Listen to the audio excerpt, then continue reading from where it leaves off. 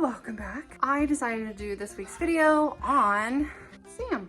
Sam is our rescue that we took in because his owner couldn't care for him anymore. He's actually a plucker. He plucks his feathers, super sad. So I don't really get to talk about Sam a whole lot. I don't interact with him a whole lot. Sam kind of does his own thing. Let's just talk about Sam. Excuse me, I'm a little haggard. I've been watching two children under 2, mine and my best friend's, while she is on vacation. So I'm a little worn out. And Sam doesn't usually help things because Sam has some personality traits that are just a little hard to love. Excuse the sun conures screaming in the background because they want to be included. So every day we let the birds out of their bedroom around 9:30. That gives me time to do my own thing in the morning and feed my kid. And then Sam usually comes buzzing out. He doesn't wait for me to pick him up, and he flies from the bird bedroom past me all the way into the kitchen to his perch over there by Cookie. Then if he decides he is not in the mood for breakfast, or just isn't hungry or doesn't like it or whatever Sam is in the mood for that day, he will hang out on one of my 2 windowsills that I have up here at the top of my windows, which makes for a lot of really fun cleanup because he poops all over my ledge and my travertine, so it gets pretty gross. But I mean, that's part of owning a bird, right? Right, Sam?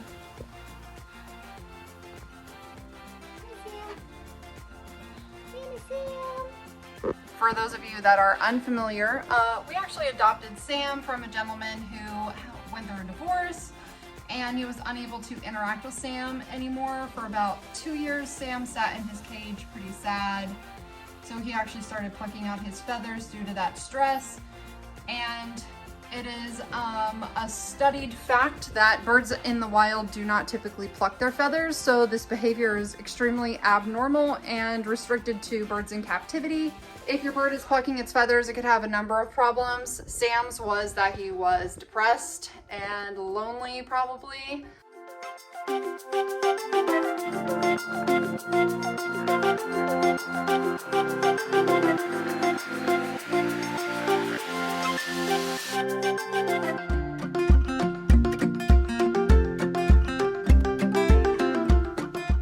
Sam has really taken to Mike, my husband. He will let him touch him on the head. He will pick him up for the most part without any problems. I feel like I need a stool.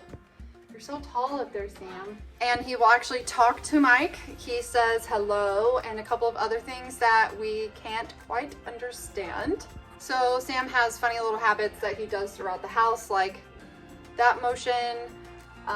He'll walk around dragging his beak or like tapping it on the windowsill, or he'll walk backwards and drag his beak sort of like a funny little bird moonwalk.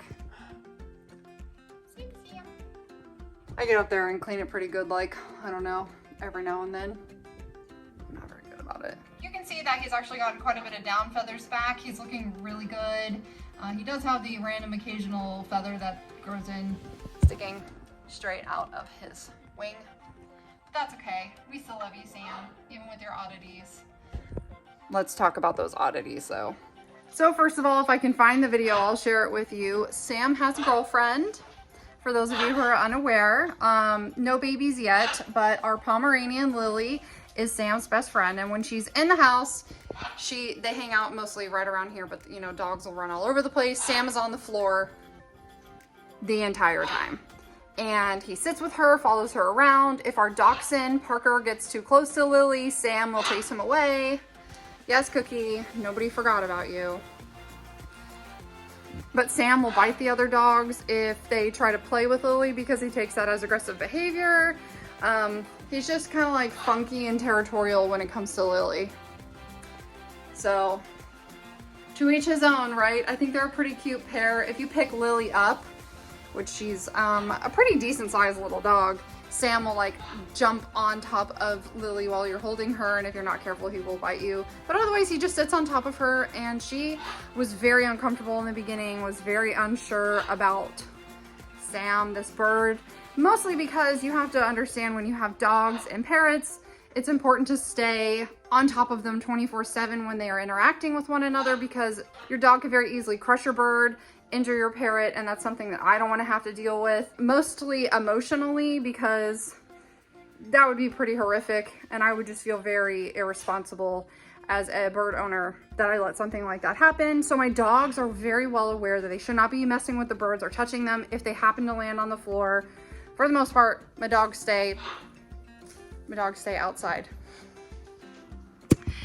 So, but Sam, they just know Sam is now part of the dog herd. One of the other lovely things that Sam does is hide under my couch. And I have a big sectional. So he might be anywhere. And don't walk barefoot, because Sam will come blazing out from under the couch. I'm gonna try to get video of that and bite the out of you. It hurts. A lot of my friends and family are not very comfortable coming over here. Sorry, we're working on the roof. Not very comfortable coming over here when Sam is out. I have to put Sam away because he's just not very nice to feet. He's become very territorial about feet. He started to realize the difference if you're wearing shoes. Like, he knows you're not going to care if he bites your shoe. So he's a little turd. Yes, Cookie, fine. We'll come say hi to you. You're so needy. Hi. My husband just got home. So the sons are screaming. Hi. She just wants me to pick her up and then give her a treat because, hey, fatty, you don't need another treat. You're looking a little chump. For those of you who don't know, it's important to make sure that your bird does not develop a behavior like plucking because it's difficult to correct or reverse. In many cases, like Sam's, his feathers will never actually grow back on his body.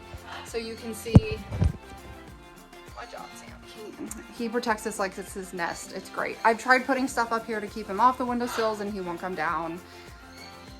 It's just where he hangs out. I guess I don't hate it too much because I'm glad he's living a happier life. But anyways, so you can see he doesn't have feathers on his belly or his legs, and those will not be growing back.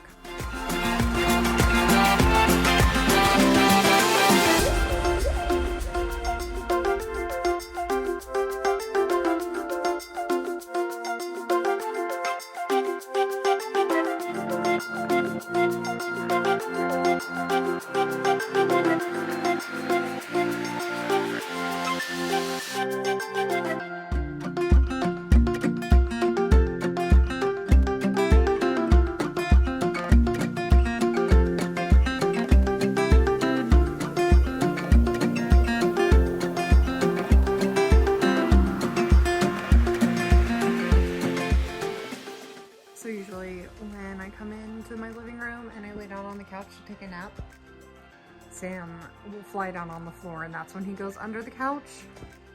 But alas, Sam sits in the window. So I guess he won't oblige me and run under the couch for you. Anyway, I think that was about it for the Sam video for today.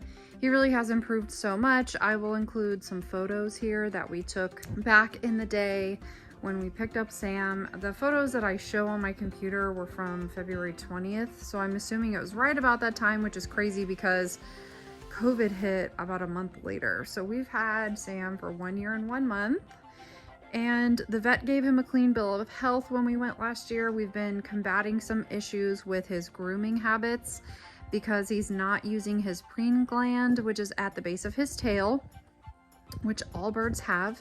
It contains an oil, so they pull the wick feather with their tongue and beak and then preen their feathers and rub the oil on their feathers, and that's what helps keep them healthy and waterproof. So Sam seems to be doing really great otherwise, and yeah, I think that's about it. Don't forget to like this video if you haven't already. Subscribe please down below, or click the little icon.